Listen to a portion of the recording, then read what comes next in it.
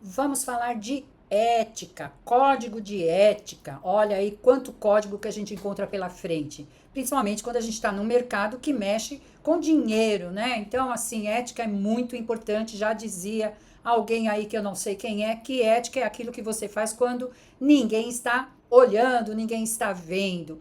Enfim, pessoal, toda instituição tem um código de ética. Toda instituição tem.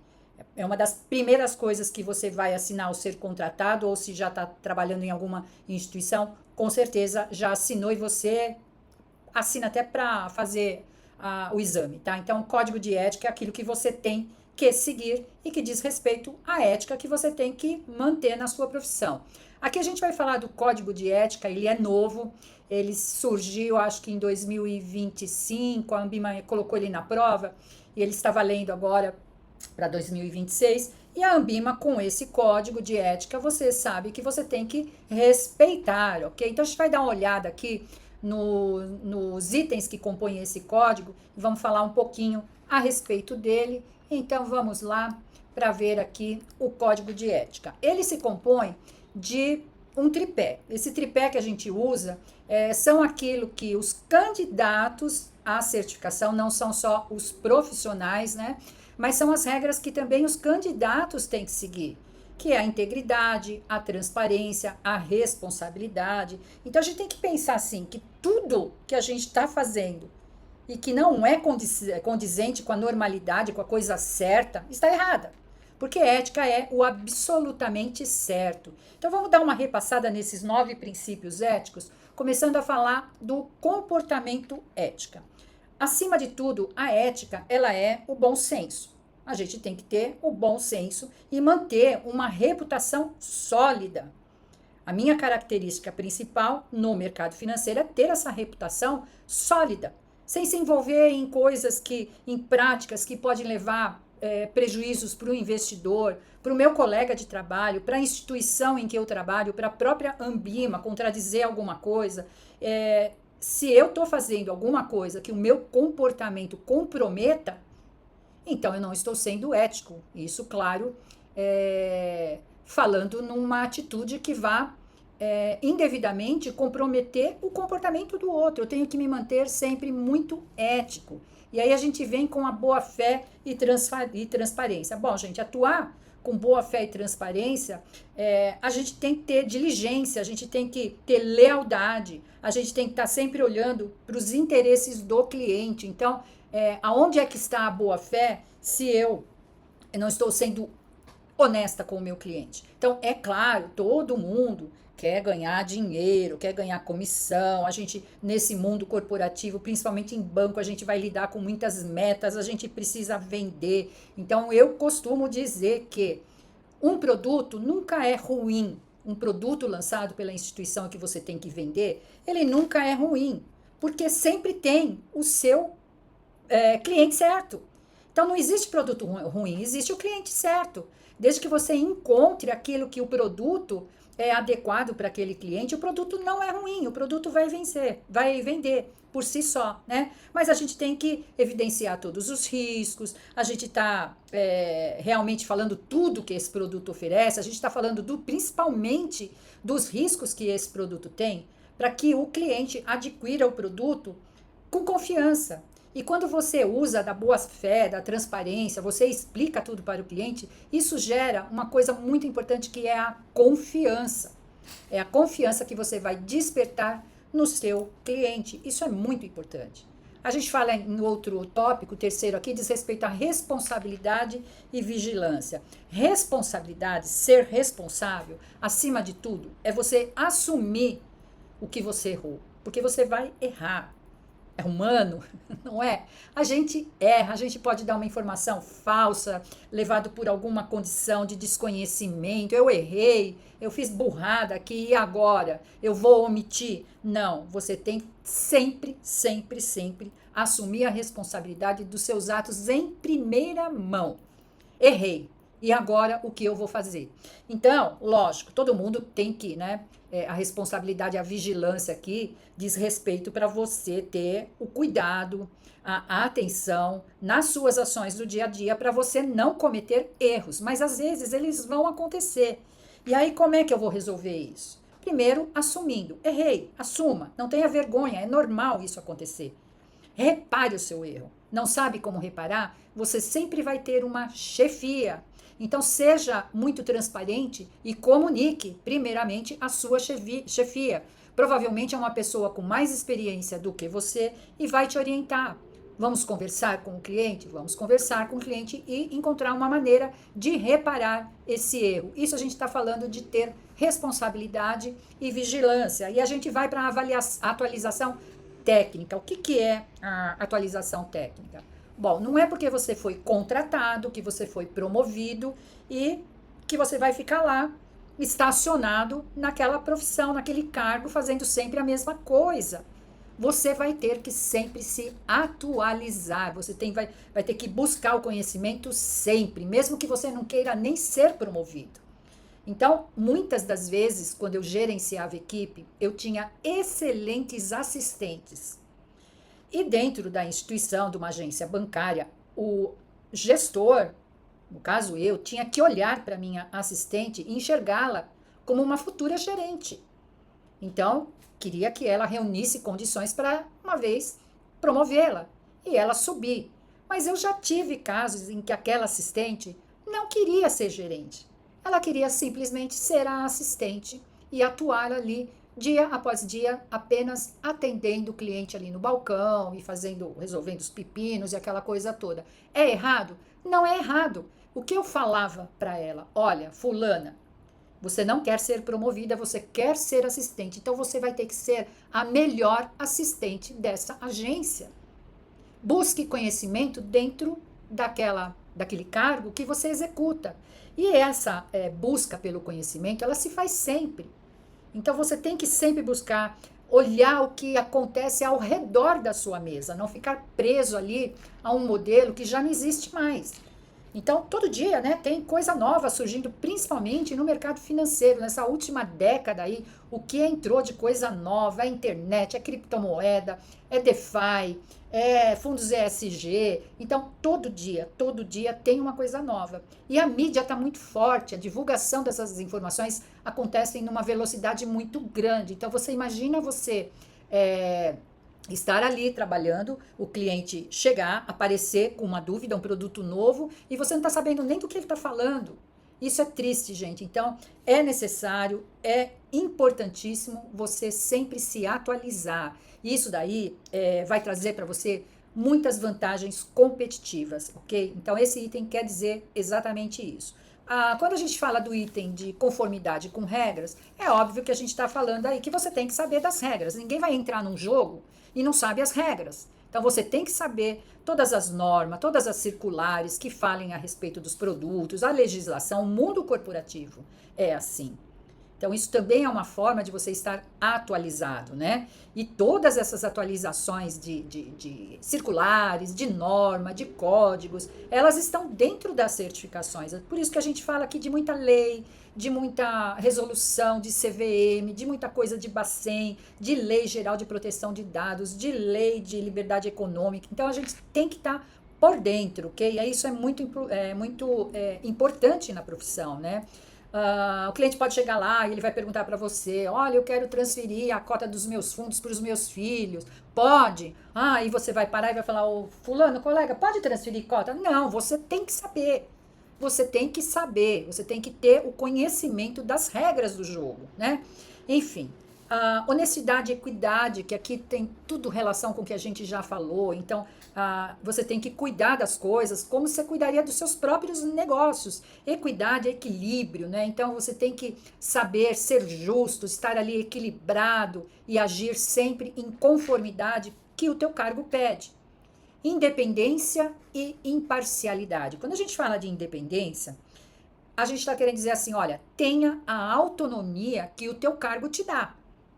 Então você tem que agir com essa autonomia, ter essa independência, sem influências externas, ok? Então você vai saber até onde você pode ir ali, evitando possíveis conflitos de interesses que você vai encontrar muitos. A gente acho que falou num vídeo aí sobre conflitos de interesses que a gente vai lidar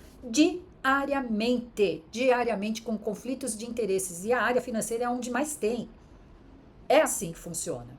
E a gente fala também do sigilo das informações. Sigilos das informações é manter segredo. Um segredo que você compartilha com uma outra pessoa já não é um segredo. O segredo é aquilo que você guarda para você, não é? A gente tem medo até de um segredo muito grande ser compartilhado na terapia. O terapeuta faz lá um juramento, né? Da profissão para não compartilhar, mas eu confesso para você, se eu tivesse que compartilhar um segredo que é meu, que é só meu, até com o meu terapeuta, eu teria dificuldade. Segredo é segredo. E sigilo é a base de tudo no mercado financeiro. Imagina, você pode compartilhar experiências, né? Então, digamos que eu, por exemplo, trabalho em Campinas, né? Trabalhei muitos anos em São Paulo, depois trabalhei em outros lugares do Brasil também, mas encerrei minha carreira bancária em Campinas. Campinas, apesar de ser uma cidade grande, dependendo do jeito que você olha, ela é um ovo. Todo mundo se conhece, as famílias são tradicionais, o cliente tem conta aqui, tem conta no outro banco ali. E aí, de repente, você vai num evento, num churrasco, e você tá lá, você encontra os colegas de outros bancos, estão lá, e aí começa, né, aquela conversa. Ah, aquele fulano lá é meu cliente. Ah, é meu também. É um bom cliente, né? Nossa, comigo ele tem lá uma fortuna aplicada. Acabou, gente. Até o primeiro copo você se segura. No segundo, no terceiro, começa a abrir. Não pode acontecer isso. Não pode. Sigilo é sigilo. Então, você pode ir lá compartilhar. Olha, na minha agência tem um cliente que é um grande investidor. Essa semana aconteceu isso no mercado de ações, ele teve um prejuízo. Ou seja, você não está citando o nome de ninguém. Não dê dicas, pelo amor de Deus. Guarde o sigilo. E aí a gente tem o último, que é atuar com honestidade, que a gente já falou lá em cima. Então, todos esses 9 códigos, eles são amplamente divulgados no Código de Ética da Anbima. E aí eu reforço para vocês, existe código de ética em toda a instituição, tá bom? É a primeira coisa que a gente assina. Bom, para quem essas regras são? Já disse lá no começo, mas vou reforçar. Para os candidatos. Então, o candidato deve levar para a cadeira lá e a mesa da prova todas essas regras, porque eles têm que manter essa conduta durante as provas. Não pode colar, pelo amor de Deus, não pode ter nenhum aparelho eletrônico, não pode nem se passar. Isso é tão óbvio, né? Se passar por outra pessoa. Quantas vezes eu dando curso, os alunos ali presencialmente brincavam: ah, Vânia, você não quer ir lá fazer a prova para mim? Entendeu? Então, assim, tem nem o que falar aqui, né? Isso é o óbvio do óbvio. E essas regras também são para os profissionais que já são certificados e que vão ter que se adaptar a essas normas e não fazer falsas promessas, não é? E todos os outros profissionais do mercado, aqui eu estou falando que isso foi até o ano passado, né? Que todo profissional que já está ou já estava no mercado, esse código foi lançado em 2025, ele teria o ano todo de adaptação, né? Então ele não ia sofrer nenhuma sanção, não teria penalidade se por um acaso incorresse em algum tipo de erro nesses códigos. Mas já agora para 2026, todo mundo está sujeito a penalidades, ok? O que mais que vamos falar aqui? Bom, aí a gente fala um pouquinho dos deveres de profissionais com a certificação. Primeiramente, é óbvio que a gente tem que direcionar a nossa atuação pelos princípios da liberdade de iniciativa e da livre concorrência. Então, a gente tem que evitar práticas ligadas à concorrência desleal ou condições não equitativas, respeitando os princípios da livre negociação. Então, aqui quer que eu traduza? Quer que eu traduza?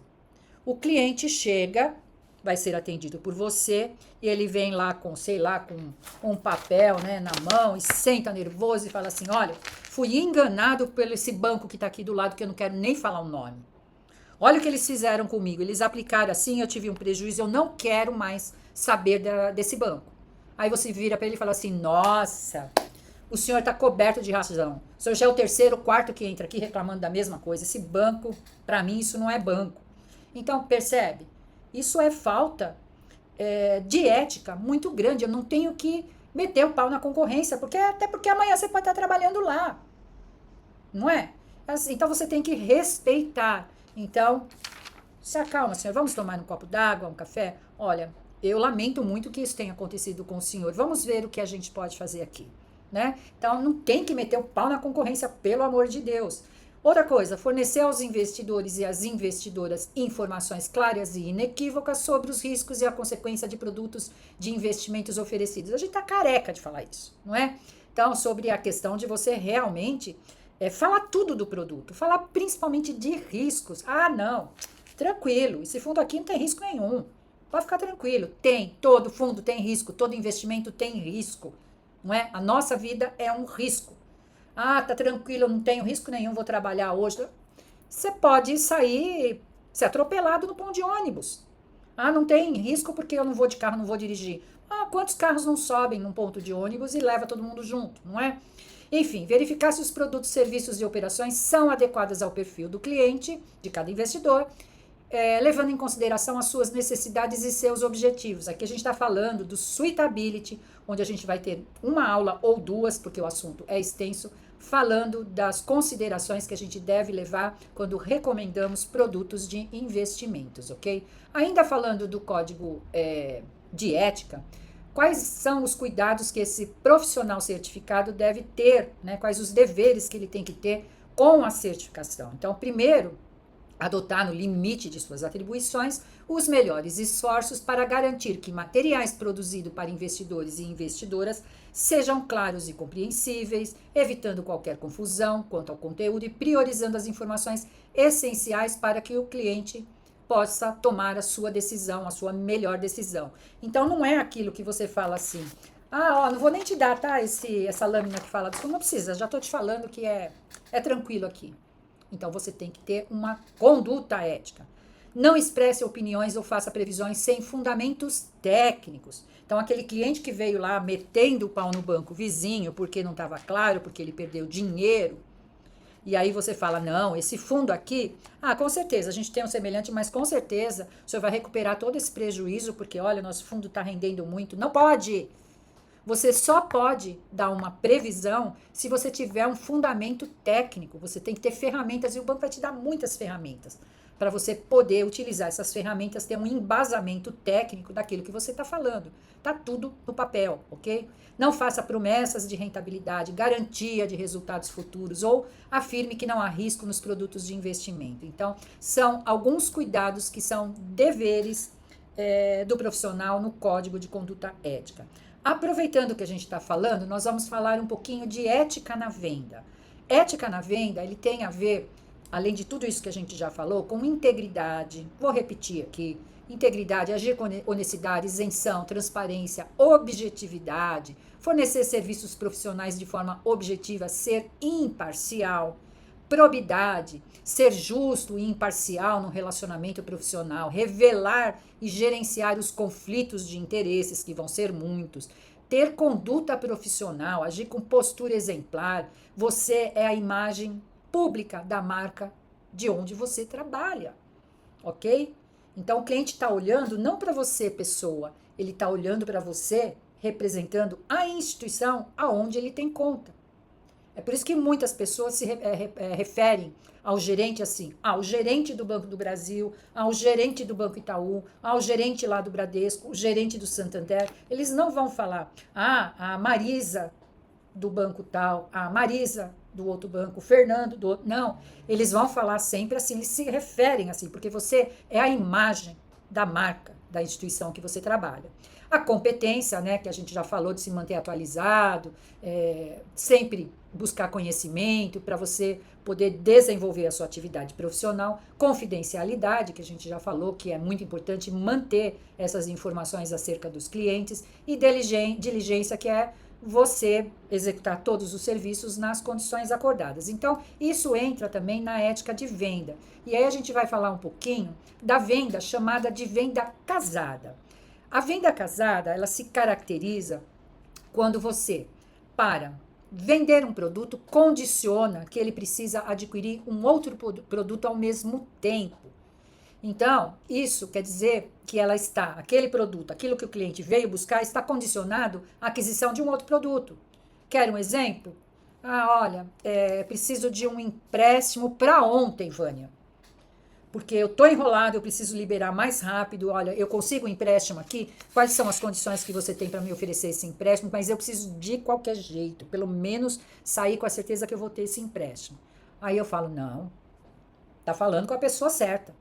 Tá falando com a pessoa certa. Não, vamos ver já o seu empréstimo nessas condições aqui, aqui. Agora tem uma coisa, né? Você me ajuda, você compra um seguro? Sabe? Porque se eu vender um seguro para você, eu tenho certeza que eu consigo aprovar esse empréstimo mais rápido. Então, essa prática é considerada abusiva. Ela é proibida e tem lá, ela está amparada pelo Código de Defesa do Consumidor. Então, não pode. Isso é proibido. Ah, faz um pique, faz um plim, faz não sei o quê, que você vai ser melhor atendido aqui. Não pode, gente, condicionar um serviço à aquisição de outro que o cliente não quer, ok? Se vê encurralado ali, né? Olha, vou fazer o seguro porque eu estou precisando do empréstimo, ok? Isso é proibido. E aí a gente tem uma outra coisa que a gente fala, que não é a venda casada, ela é cruzada, é uma estratégia, né, que vem oferecer produtos relacionados que complementam um item que o cliente já está interessado. Então o cliente vem ali comprar um smartphone, né, numa loja, e aí o vendedor fala assim, olha, se o senhor comprar realmente adquirir esse smartphone, eu posso te oferecer também uma capinha aqui de proteção de muito melhor qualidade ou um fone de ouvido compatível e o senhor vai adquirir por um preço menor. Então, ele não está condicionando a venda do celular, aliás, condicionando a venda de outros produtos à compra do celular. Ok? Isso não é venda casada. Ou o cliente tem um desconto na anuidade do cartão de crédito, por exemplo, se ele adquirir um plano de captação. Ele não está sendo obrigado, ele está tendo uma condição diferenciada num produto agregado ali. Então, essa abordagem, ela sempre vai buscar melhorar a experiência do consumidor, sugerindo produtos que possam aprimorar ou complementar aquilo que ele já está interessado. Então, tem essas diferenças, ok? Gente, olha, ética é importantíssimo, é bem legal que a gente saiba. A gente tem que entender aqui, né? Entender o que é ética para poder fazer a prova ali, quando o assunto for abordado, você ter consciência do que está se falando. Então, ética, minha gente. Tudo que não é muito correto não tem ética, né? Então, é isso que a gente tinha para falar. Aproveitei aqui para falar da venda casada, da venda cruzada, que sempre existiu nos exames da Anbima aí. Eu acho que nessa modificação ela não colocou esse item, pelo menos eu não me lembro de ter visto esse item no programa detalhado, né? Mas faz parte do contexto aqui e é bom que a gente saiba, ok? Nos vemos aí no próximo vídeo. Até lá!